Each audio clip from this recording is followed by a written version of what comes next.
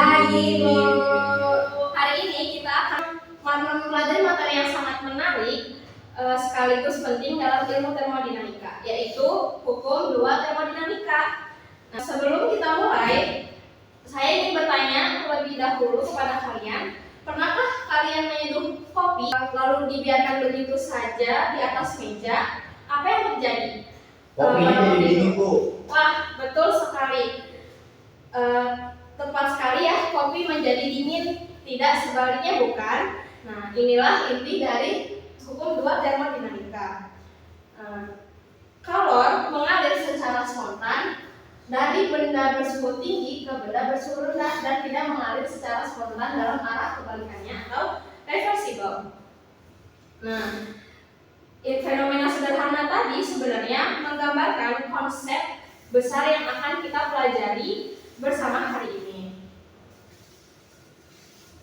Termodinamika 2 menyatakan bahwa aliran kalor memiliki arah. Secara formal berbunyi kalor mengalir secara spontan dari benda suhu tinggi ke benda bersuhu rendah dan tidak mengalir secara spontan dalam arah kebalikannya. Ada dua perumusan penting dari hukum ini. Yang pertama ada perumusan Kelvin Planck.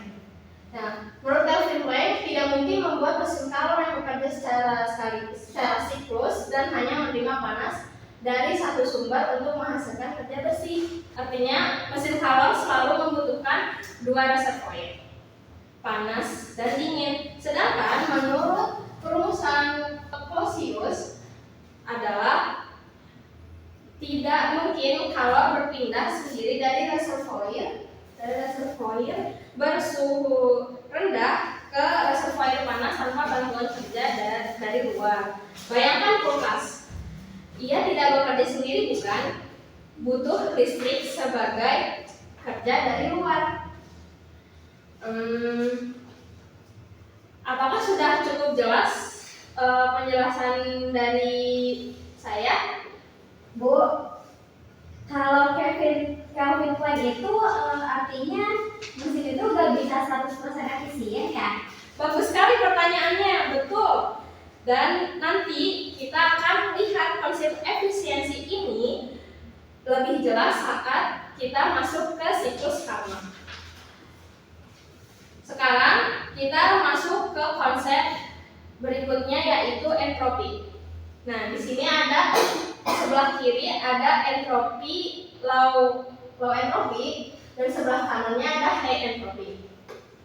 Nah, partikel yang tersusun rapi ada di low entropi, dan sementara yang high entropi itu partikel tersusun secara acak. Secara matematis, entropi dirumuskan sebagai berikut. Ada delta S sama dengan delta Q per T. Yang mana delta S adalah perubahan entropi, terus delta Q-nya kalor yang diserap, dan T temperatur absolut. Coba bayangkan kopi tadi, apakah kopi yang sudah dingin bisa kembali panas dengan sendirinya? Tidak. Tentu tidak, itu irreversible. Nah, ada yang bisa memberikan contoh lain dari proses irreversible dalam kehidupan sehari-hari? Ada yang bisa? Ini, Bu, kayu yang terbakar itu yang udah menjadi abu itu tidak bisa kembali menjadi kayu, Bu. Excellent, tepat sekali. Kayu terbakar menjadi abu adalah contoh dari irreversible, yang mana ketika kayu sudah berubah jadi abu, tentu tidak bisa berubah lagi kembali jadi kayu, kan? Ya, seperti itu. Selanjutnya, kita sampai pada pembahasan materi terakhir terkait siklus Carnot ya. Di sini ada diagram siklus Carnot.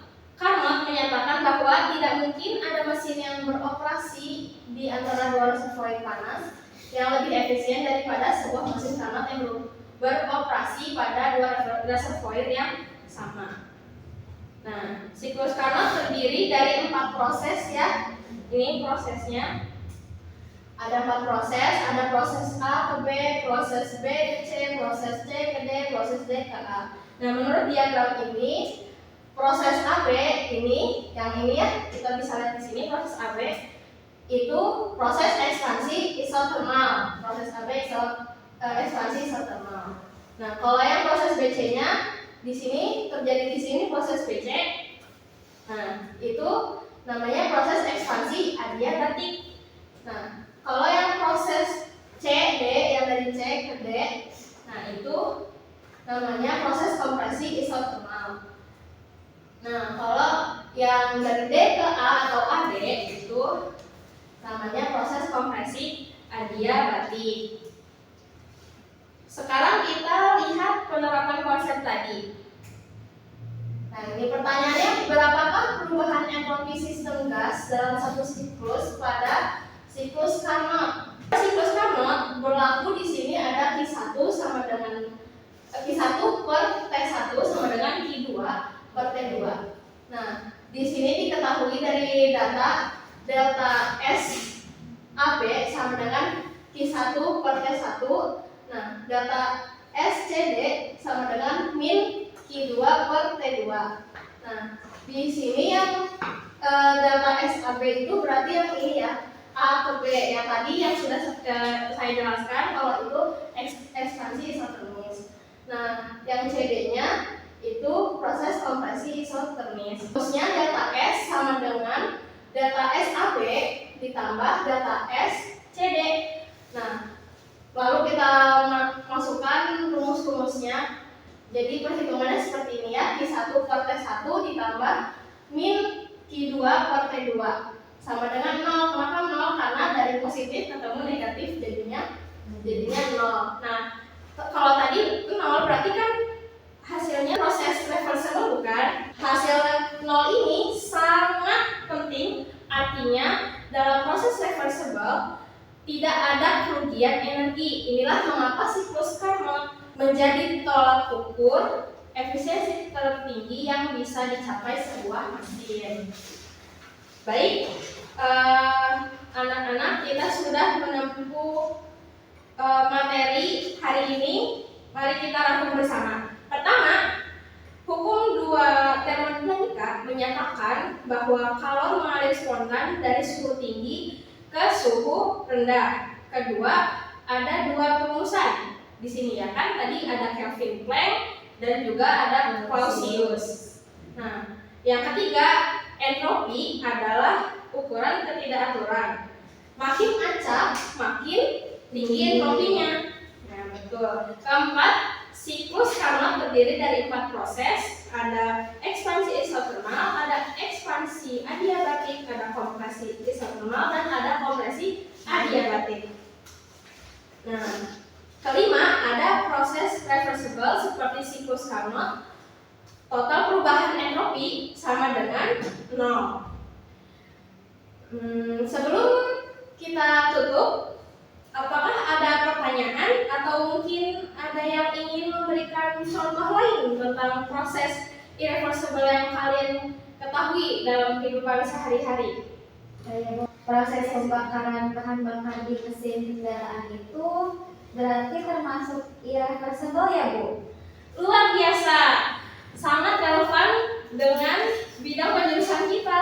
Pembakaran di mesin kendaraan memang irreversible, dan itulah mengapa tidak ada mesin yang bekerja 100% efisien.